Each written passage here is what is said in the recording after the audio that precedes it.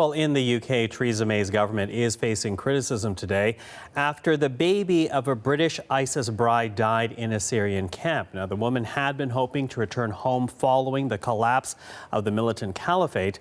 And our Dominic Velitis takes us through the story from London.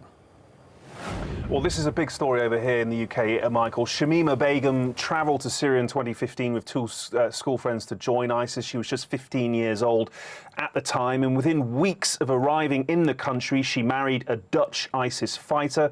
Their first two children died in Syria, and then this week, their third child, a baby boy they named Jarrah, died of pneumonia. He was less than 3 weeks old. Now, shortly after she gave birth to Jarrah, Begum told journalists who tracked her down in this camp that she wanted to go home to London and take her newborn son with her. But that wasn't to be. The British government revoked her citizenship, leaving her pretty much stranded in Syria.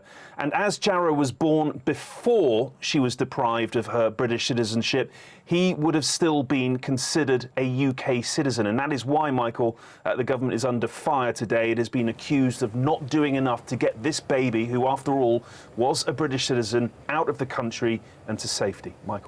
So what's the response then to all this criticism from the government?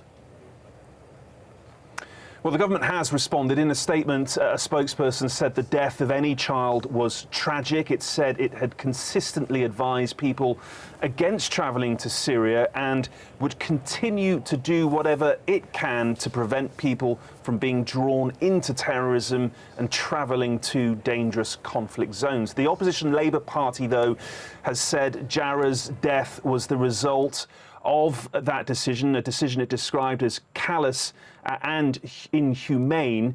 Word too from the charity Save the Children. In a statement which we can show you now, it said it is possible the death of this baby boy and others could have been avoided, adding the UK and other countries of origin must take responsibility for their citizens inside northeast Syria. And others are wondering too, Michael, why the British government didn't take action to get this baby out of Syria. It's always maintained that doing so would be too dangerous, but then journalists have shown that over recent weeks that it is relatively easy to get to these camps safely.